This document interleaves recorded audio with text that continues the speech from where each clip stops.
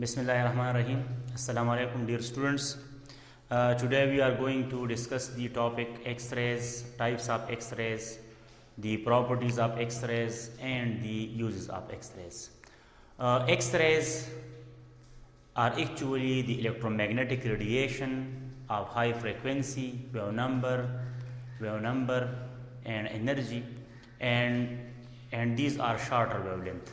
Electromagnetic radiation के बारे में हमने पहले भी डिस्कस किया है कि electromagnetic radiation are those radiation which are composed of electric field as well as magnetic field and both the field are perpendicular to each other and both the field are also perpendicular to the point of are the area of propagation. There are 8 region of electromagnetic radiation, that is cosmic rays, gamma rays, X rays, ultraviolet rays, visible rays, IR, इसके अलावा जो है micro and radio. हमारे पास क्या है, ये 8 radiation है. लेकिन एक पॉइंट जहन में रखिए कि इलेक्ट्रोमैग्नेटिक रेडिएशन चूँकि न्यूट्रल रेडिएशन है तो इसको जो है these are not similar to alpha rays, beta rays, cathode rays और न्यूट्रॉन रेज. इसके साथ जो है उसका नेचर जो है पार्टिकल नेचर है और उसका जो है क्या है, वेव नेचर है. इसी वजह से हम उसको alpha rays, beta rays, cathode rays और कैनाल रेज से हम क्या करते हैं, डिफ्रेंशिएट करते हैं.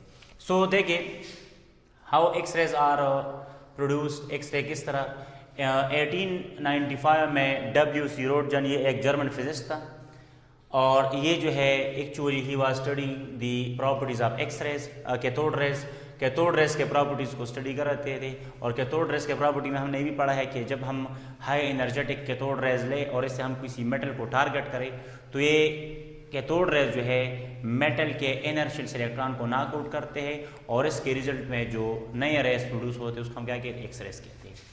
सो देखिए ये जो रेज थे, ही was studying the properties of cathode rays and during study unknown radiation are produced and these unknown radiation are called what, X rays. X term हम यूज़ करते हैं unknown के लिए, ठीक है, क्योंकि X rays जो है ऐसी रेडिएशन है जो कि सबसे बाद में क्या हुई है, इंट्रोड्यूस हुई है, डिस्कवर हो गए हैं. तो इसको जो है रोटजन ने इस तरीके से डिस्क्राइब किया है और इसको क्या नाम दिया है, एक्स रेज, अननोन रेज के लिए. और इसकी जो एनर्जी है, फ्रिक्वेंसी है और वेव नंबर है, ये किससे ज़्यादा है, ये अल्ट्रावायलेट रेज से क्या है, ज़्यादा है. जबकि कॉस्मिक रेज और गैमा रेज से इसकी एनर्जी, फ्रिक्वेंसी और नंबर क्या है, कम है. तो इनके दरमियान ये एग्जिस्ट करती है और अननोन की वजह से उस टाइम उसको क्या नाम दिया गया, एक्स रेज. तो देखो हम यही दोबारा भी डिफिनेशन कर दी है, ये डिफिनेशन भी है कि X rays are electromagnetic radiation of high frequency, energy, wave number and short wavelength, जिसको हम क्या कहते हैं, एक्स रेज कहते हैं. And the wavelength ranging from 10 के power minus 2 to 10 के power plus 2 angstrom, 10 के power minus 2 to 10 के power plus 2 angstrom या 0.001 नैनोमीटर टू 10 नैनोमीटर. ठीक है, अब एक्स रेज के लिए जो मेन प्रिंसिपल है, मेन उसूल है, वो क्या है, we know that whenever a fast moving electron mean high kinetic, high energetic electron, whenever a fast moving electrons collide with the target material taken as anode of high melting point and high atomic number, X rays are produced. ठीक है, ये ध्यान में रखे कि high energetic electron वो electron होता है जिसको हम तकरीबन 30,000 वोल्ट से लेकर 50,000 वोल्ट तक वोल्टेज प्रोवाइड करते हैं. तो उसको हम क्या कहते हैं, हाई एनर्जेटिक इलेक्ट्रॉन कहते हैं. ठीक है, और जब वो किसी मेटल को टारगेट करते हैं, ठीक है, ऐसा मेटल जिसका मेल्टिंग पॉइंट भी ज़्यादा हो और एटॉमिक नंबर भी ज़्यादा हो, ठीक है, तो हमारे पास क्या प्रोड्यूस होते हैं, एक्स रेज प्रोड्यूस होते हैं. अगर सपोज हमारे पास लो मेल्टिंग पॉइंट वाला एलिमेंट हो तो वो क्या हो जाता है, वो मेल्ट हो जाता है इस वोल्टेज के साथ. सेकंड पॉइंट ये है कि अगर हम ऐसे एटॉमिक नंबर वाला एलिमेंट यूज़ करें, ठीक है, जिसका एटॉमिक नंबर कम हो, तो फिर रेज तो प्रोड्यूस होंगे लेकिन वो एक्स रेज के रीजन में नहीं होंगे, अल्ट्रावायलेट, विजिबल, IR के रीजन में आएंगे. तो मतलब ये है कि ये दो शर्त है, दो कंडीशन इसके लिए ज़रूरी है कि हाई मेल्टिंग पॉइंट, ऐसा एलिमेंट को हम टारगेट करेंगे, एलिमेंट को लेंगे, एज ए नोड लेंगे जिसका मेल्टिंग पॉइंट हाई हो कि वोल्टेज के साथ वो मेल्ट ना हो जाए. सेकंड ये है कि चूंकि एक्स रेज हमारे पास क्या है, हाई एनर्जेटिक रेडिएशन होते हैं, तो हाई एनर्जेटिक रेडिएशन जो है ऐसे एलिमेंट से, ऐसे मेटल से प्रोड्यूस होते हैं जिसका एटॉमिक नंबर क्या हो, हाई हो, ठीक है। लो एटॉमिक नंबर से भी रेडिएशन प्रोड्यूस होते हैं लेकिन वो एक्स रेज के रीजन में नहीं आते। तो ये हमारे पास जो है these are the basic principle for the production of X rays. Whenever a fast moving electron collide with the target material taken as anode of high melting point and high atomic number, X-rays are produced. X-rays क्या होते हैं, produce होते हैं। How X-rays are produced? Now हम इसमें production study करते हैं। There are three methods for the production of X-rays. One is called Roentgen method. It is also called gas method. It is called second is College method. Third is Betatron method, electron accelerating machine.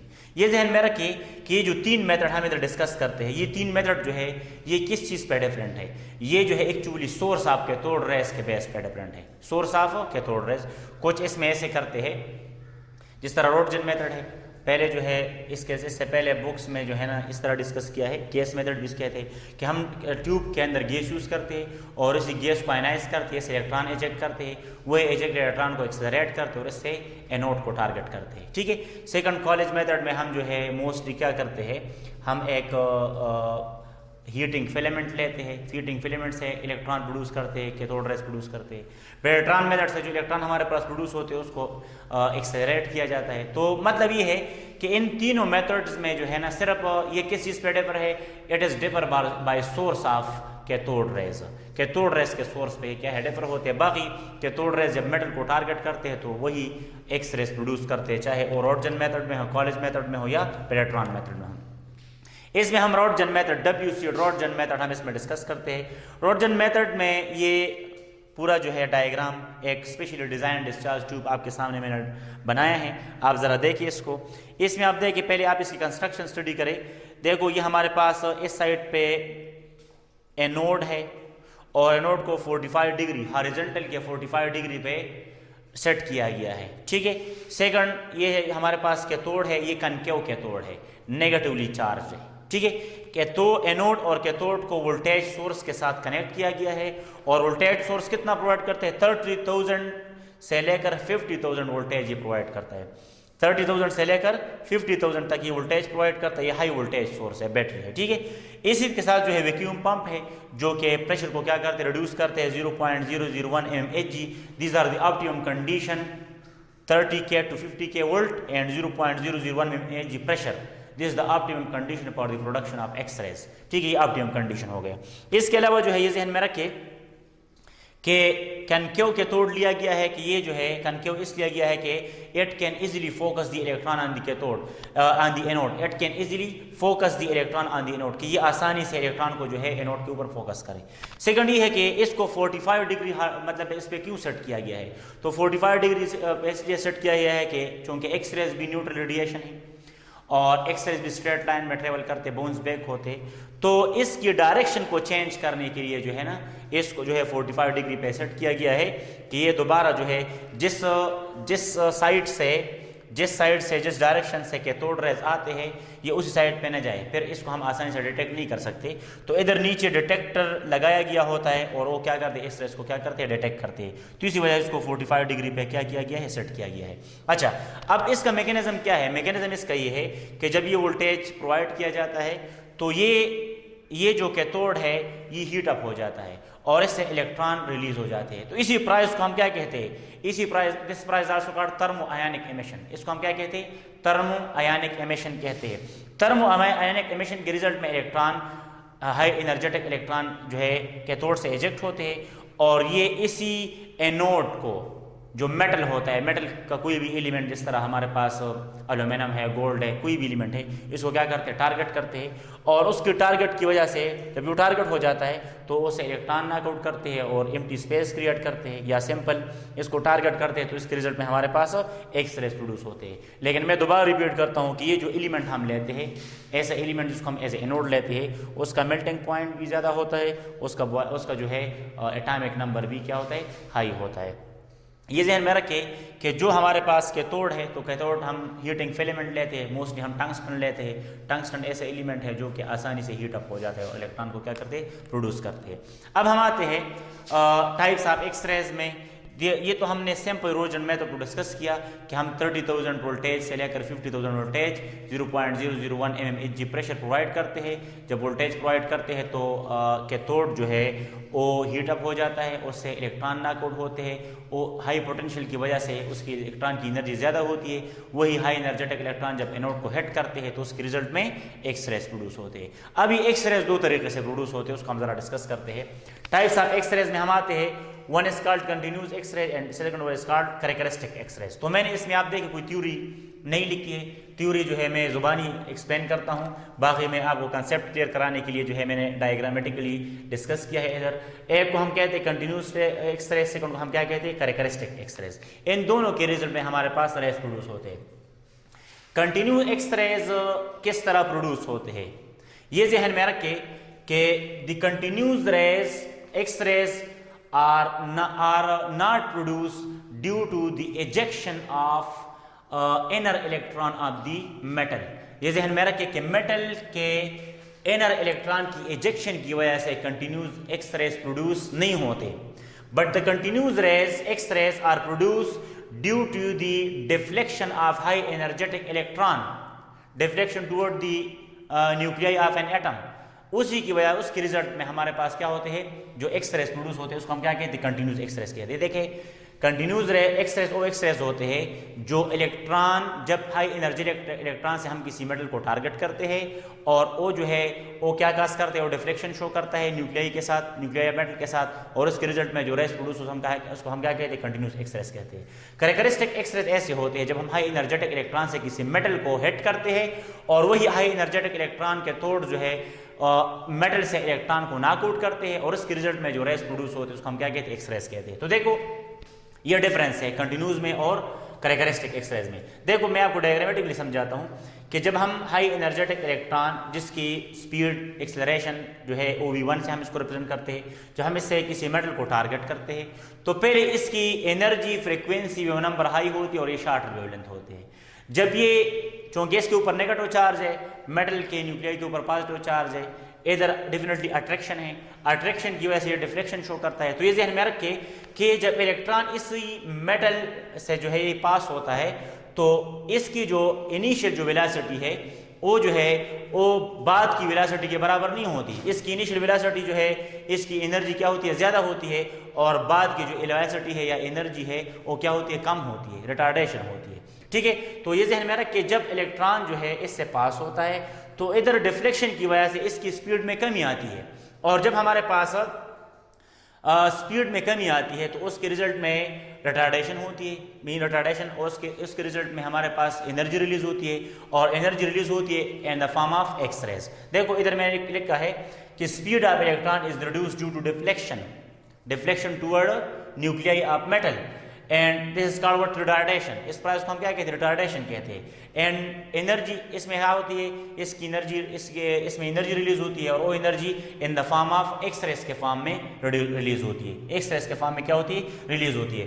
ठीक है, अब जो है देखिए इसको इसी process को हम क्या कहते हैं, ब्रेमस्टर्लॉन्ग रिटार्डेशन भी हम इसको कहते हैं, ब्रेमस्टर्लॉन्ग रिटार्डेशन भी हम इसको कहते हैं। It is also called breaking retardation, retardation in energy, retardation in radiation, radiation में रिटार्डेशन मीन इसके स्पीड में जो है डिक्रीज आ जाता है। तो देखो अगर हम इसमें सपोज डिस्कस करें कि इस इलेक्ट्रॉन, इंसिडेंट इलेक्ट्रॉन जो है एनर्जेटिक इलेक्ट्रॉन है, इसकी एनर्जी को हम E1 से रिप्रेजेंट करते हैं और उसको हम रिप्रेजेंट करते हैं 1/2 mv1², और जब ये पास हो जाता है तो इसकी एनर्जी E2 को हम रिप्रेजेंट करते हैं 1/2 mv2²। तो आप देखिए ये जहन में रखिए, अगर हम इसको इनके दरमियान डिफरेंस निकालें, energy is equal to half mv1² minus half mv2² is equal to h new.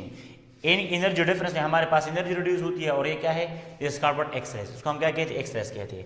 अब अगर MCQs आ जाए कि हमारे पास X rays of maximum energy, frequency और नंबर कब प्रोड्यूस होंगे, तो ये ध्यान में रखिए कि जो इलेक्ट्रॉन की इनिशियल वेलोसिटी है, स्पीड है, अगर वो बहुत ज़्यादा हाई हो, किससे, बाद वाले स्पीड से जब इलेक्ट्रॉन मेटल से पास हो जाता है तो उसके रिजल्ट में हमारे पास क्या प्रोड्यूस होते हैं, X rays maximum energy are produce. इसकी जो है एनर्जी क्या होती है, ज़्यादा होती है। मीन शॉर्टर वेवलेंथ और high frequency, high energy and high wave number radiation हमारे पास क्या होती है, प्रोड्यूस होते हैं। तो it is called what, bremsstrahlung retardation भी हम इसको कहते हैं। और दोबारा मैं रिपीट करता हूँ कि ये जो एक्सरेज प्रोड्यूस होते हैं ये एक्चुअली इलेक्ट्रॉन की न्यूक्लियाई के साथ डिफ्लेक्शन की रिजल्ट में प्रोड्यूस होते हैं, और डिफ्लेक्शन के वक्त इलेक्ट्रॉन जो है अपनी एनर्जी रिलीज करते हैं, और वही एनर्जी जो रिलीज होती है और एक्सरेज के फॉर्म में रिलीज होती है।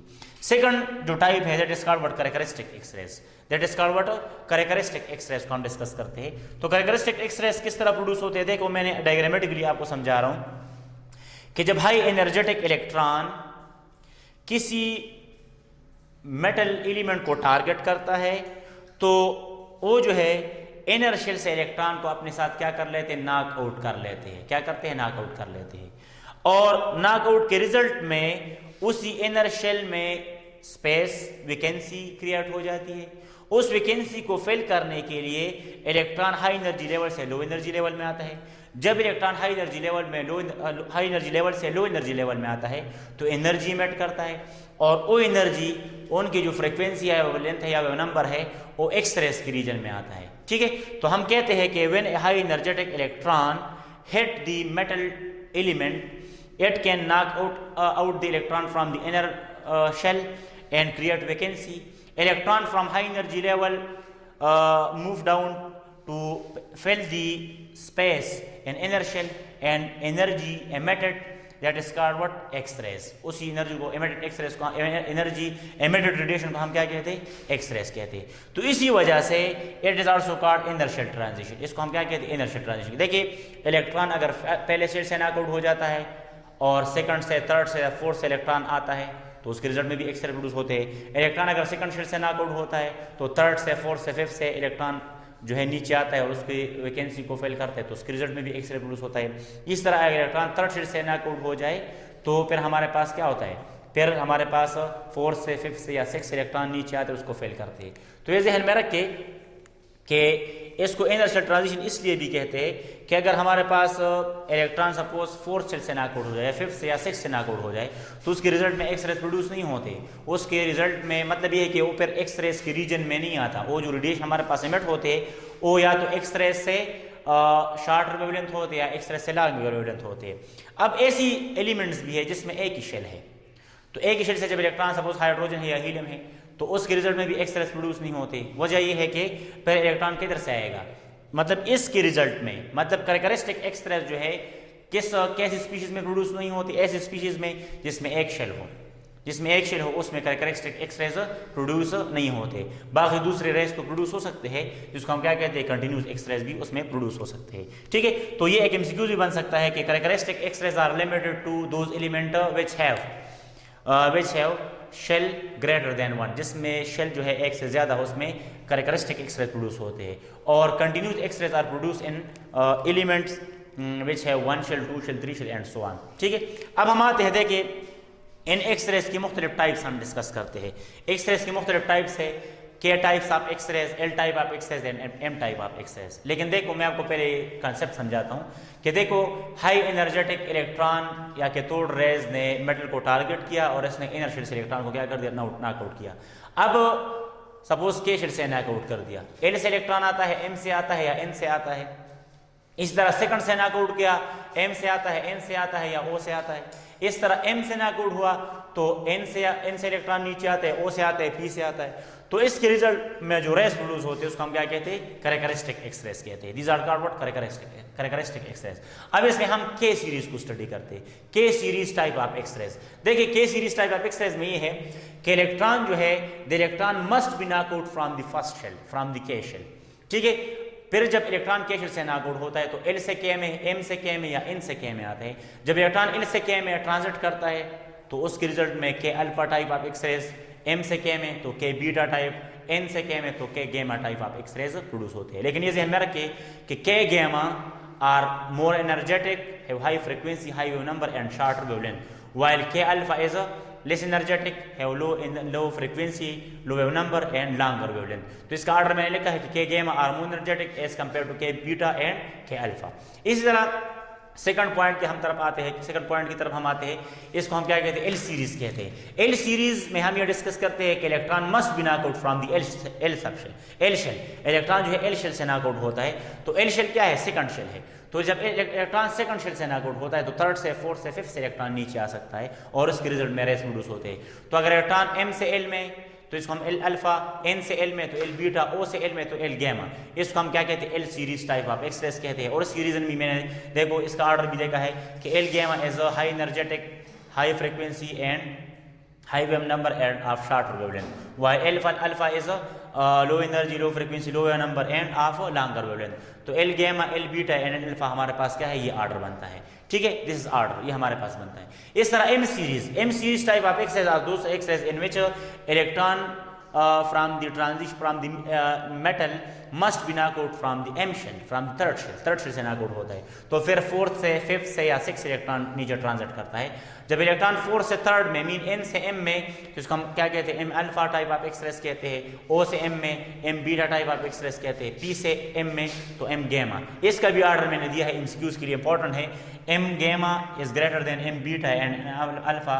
M gamma is high energetic, high frequency and high wave number and of shorter wavelength, while M alpha is high energetic, energy इसकी ज़्यादा है इसकी एक्सप्रेस की, एंड फ्रीक्वेंसी और नंबर भी जो है एनर्जी भी कम है, फ्रीक्वेंसी भी कम है और नंबर भी कम है, और ये क्या है, लॉन्गर वेवलेंथ है। तो ये हमने तीन टाइप ऑफ एक्सप्रेस डिस्कस कर दी और इसको हम क्या कहते हैं, इनर्शियल ट्रांजिशन कहते हैं। फिर इन तीन सीरीज में K series is more energetic as compare to L series and M series. ये भी एमसीक्यूज के लिए ये चीज़ क्या है, इंपॉर्टेंट है। So this all type of ये हमारे पास क्या होते हैं, ये हमारे पास एक्सरेज के टाइप्स हो गए। अब अगर देखिए हमारे पास मुख्तलिफ एमसीक्यूज इस तरह भी बनते हैं कि how many types of X rays are produced when element है 2 शेल, 3 शेल, 4 शेल, 5 शेल। तो इसके लिए सिंपल फार्मूले में लिखा है कि types of X rays is equal to n-1। देखो एमसीक्यूज आता है कि how many types of X rays are produced when an element have या number of shell in an element is 2, 3, 4, 5। तो फिर एमसीक्यूज आएंगे। तो इसके लिए सिंपल फार्मूला है types of X rays is equal to n-1, n-1। अगर किसी एलिमेंट में, मेटल एलिमेंट में 2 शेल है तो number of types of X-rays, एक टाइप का एक्सरेस प्रोड्यूस होंगे। सिंपल हम इसको क्या कहते हैं, के अल्फा कहते हैं। अगर नंबर ऑफ शेल 3 है तो टाइप ऑफ एक्सरेस क्या प्रोड्यूस होंगे, टाइप्स ऑफ एक्सरेस क्या प्रोड्यूस होंगे, 2 टाइप्स ऑफ एक्सरेस प्रोड्यूस होंगे। ठीक है, के अल्फा, के बीटा। अगर n इज इक्वल टू 4 है 3 टाइप, और n इज इक्वल टू 5 है तो 4 टाइप ऑफ एक्सरेस हमारे पास क्या होते हैं, प्रोड्यूस होते हैं। अब इसमें आप देखिए n इज इक्वल टू 1 के लिए क्या है, तो n इज इक्वल टू 1, अगर n इज इक्वल टू 1 है तो n1 - 1 इज इक्वल टू 0। तो मतलब ये है कि ऐसी एलिमेंट्स जिसमें एक ही शेल हो, जिस तरह लिथियम हो, जिस तरह हाइड्रोजन हो गया, हीलियम हो गया, उसमें कैरेक्टरिस्टिक एक्सरेस प्रोड्यूस नहीं होते, उसमें कंटिन्यूस एक्सरेस प्रोड्यूस हो सकते हैं। ठीक है, सो that's all about the types of X-rays. अब हम आते हैं जो इसका थर्ड टॉपिक है, that is properties of X-rays. X-rays की क्या प्रॉपर्टी है, तो सिंपल ये आप खुद भी पढ़ सकते हैं, लेकिन खैर मैं इसको डिस्कस करता हूँ। X rays are electromagnetic radiation of high energy, frequency और नंबर एंड शॉर्ट वेवलेंथ। इसका वेवलेंथ जो है, इसका रीजन क्या है, 10⁻² से लेकर 10⁻+2 एंगस्ट्रॉन है। नैनोमीटर में 0.001 नैनोमीटर से 10 नैनोमीटर इसका क्या है, रेंज है। अब देखिए एक्सरेस जो है ये न्यूट्रल इलेक्ट्रोमैग्नेटिक रेडिएशन है, and neutral electromagnetic radiation move in a straight line. ये क्या करते हैं, स्ट्रेट लाइन में मूव करते हैं। जो स्ट्रेट लाइन में मूव करते हैं, जो न्यूट्रल होते हैं, that not shows deflection in electric field and magnetic field. Electric field और मैग्नेटिक फील्ड में डिफ्लेक्शन शो नहीं करते। इलेक्ट्रिक फील्ड और मैग्नेटिक फील्ड में वो रेज डिफ्लेक्शन शो करते इसके ऊपर चार्ज हो, क्योंकि ये न्यूट्रल है तो ये डिफ्लेक्शन शो नहीं करते। It can ionize gases. ये गैस को क्या करते हैं, आयनाइज करते हैं। जब हम गैस मॉलिक्यूल को एक्स रेज से हिट करते हैं तो ये उससे इलेक्ट्रॉन नॉकआउट करते हैं और पॉजिटिव चार्ज स्पीशीज प्रोड्यूस करते हैं। And the ionization of the gas depends on intensity of the X rays. मतलब ये है कि अगर X rays high intensity X rays हम यूज़ करेंगे तो उसके रिजल्ट में जो है गैस ज़्यादा आयनाइज होगा। अगर लो इंटेंसिटी एक्स रेज हम यूज़ करेंगे तो गैस कम आयनाइज होगा। इसी तरह जो है it produce fluorescence. Fluorescence mean ये चमक प्रोड्यूस करते हैं। अगर हम इसको क्रिस्टलाइन सब्सटेंस इस तरह ग्लास है, NaCl है, अगर हम इससे पास करते हैं तो ये क्या करते हैं, ये फ्लोरेसेंस प्रोड्यूस करते हैं, ठीक है। मीन एक्सरेज चूँकि हाई एनर्जेटिक एनर्जी इसकी ज़्यादा है तो ये इलेक्ट्रॉनिक ट्रांजिशन काज करती है, जिसके रिजल्ट में फ्लोरेसेंस प्रोड्यूस होता है। इस तरह X rays are reflected, deflected and diffraction, ये सारे ये प्रॉपर्टी भी है, रिफ्लेक्शन भी करते हैं, डिफ्लेक्शन भी करते हैं और डायफ्रैक्ट भी होते हैं। X rays penetrate through many substances depend on the power, ये जो है पेनिट्रेट भी हो सकते हैं। पेनिट्रेशन का मतलब क्या होता है, ये मुख्तलिफ चीज़ों से जो है पेनिट्रेट हो, जिस तरह फ्लैश है, जिस तरह बोन्स, ऐसे क्या होते हैं, पेनिट्रेट होते हैं। एंड द पेनिट्रेशन पावर जो है क्या करता है, penetration power depends on the intensity of X rays and power of X rays, energy of X rays. जितना जो है इसकी एनर्जी फ्रीक्वेंसी और नंबर हाई होगी और शॉर्टर वेवलेंथ होगी उतना इसका पेनिट्रेशन पावर ज़्यादा होगा। अगर एनर्जी फ्रीक्वेंसी और नंबर कम है, लॉन्गर वेवलेंथ है, तो उसका पेनिट्रेशन पावर क्या होगा, कम होगा, ठीक है। And it can black on the photographic plate, ये फोटोग्राफिक प्लेट को क्या करते हैं, ब्लैक कर लेते हैं, ठीक है। तो कुछ रेडिएशन आपको पता है कि चूँकि हमारे पास जब ये पास होते हैं तो कुछ एक्सरेज की रेडिएशन रीजन एब्जॉर्ब हो जाती है, कुछ एमिट होती है, ठीक है। तो डेफिनेटली हमारे पास जो एब्जॉर्ब रेडिएशन होते हैं वो स्पेक्ट्रा MS होते हैं और हमारे पास क्या होता है, dark line on bright, dark line बन जाती है ब्राइट बैकग्राउंड पे, ठीक है। तो वही कंसेप्ट है। इस तरह जो है आप देखिए यूजेस, एक्सरेज को हम किधर यूज़ करते हैं, तो सिंपल पहला हम इसको यूज़ करते हैं in the field of medicine, ठीक है। फील्ड ऑफ मेडिसिन में जिस तरह हम देखें मुख्तलिफ जो है बॉडी में मुख्तलिफ जगह पे फॉल्ट हो तो उसको एक्सरे से डिटेक्ट किया जाता है, ठीक है। सपोज़ जिस तरह हमारे पास जो है ट्यूमर हो या लंग्स में कोई प्रॉब्लम्स हो, ठीक है, या फ्लैश में कोई प्रॉब्लम हो, ठीक है, या बोन्स फ्रैक्चर वगैरह को भी जो है क्या करते हैं, एक्सरे उससे पास करते हैं और फ्रैक्चर इन बोन्स को आसानी से फाइंड कर सकते हैं। हमारे पास एक टेक्निक है जिसको हम कहते हैं XRD, X ray diffraction technique, X ray diffraction analysis. ये ऐसा एनालिसिस है जो कि क्रिस्टल के अंदर सपोज अगर आयनिक क्रिस्टल है तो इसमें इंटर आयनिक डिस्टेंस फाइंड आउट करते हैं। अगर एटॉमिक मतलब ये हमारे पास जो है मॉलिक्यूलर क्रिस्टल है या क्या कह सकते हैं कोवेलेंट क्रिस्टल है तो इसमें inter atomic distance find out करते हैं। तो सिंपल कंसेप्ट ये है कि इंटर एटॉमिक डिस्टेंस, इंटर आयनिक डिस्टेंस को मेजर करने के लिए एक्सरे डायफ्रैक्शन जो है तकनीक इस्तेमाल होता है, एक्सरेज को यूज़ करते हैं और इससे ये हम फाइंड आउट कर सकते हैं। इस तरह इसकी यूज भी है कि it can be use for the ionization of gases, gas को आयनाइज करने के लिए इस्तेमाल करते हैं, पॉजिटिव नेगेटिव चार्ज क्रिएट करने के लिए प्रोड्यूस करते हैं, इसको इस्तेमाल करते हैं। वेटसन और क्रैक ने जो है स्ट्रक्चर ऑफ DNA को जो है एक्सरेज से जो है क्या किया है, फाइंड आउट किया है, ये भी इसकी एक यूज़ है। इसी तरह जो है रियल डायमंड और फेक डायमंड में फ़र्क वाज़ह करने के लिए जो है क्या करते हैं, एक्सरेसेस को फाइंड आउट किया जाता है। देखो जो रियल डायमंड होता है उसमें कार्बन के दरमियान इंटर एटॉमिक डिस्टेंस की एक स्पेसिफिक वैल्यू है, जबकि फेक डायमंड में जो है कार्बन जो है फेक डायमंड जो एमॉर्फस इन नेचर हो सकता है उसमें इंटर एटॉमिक डिस्टेंस जो है रियल डायमंड की तरह नहीं होता।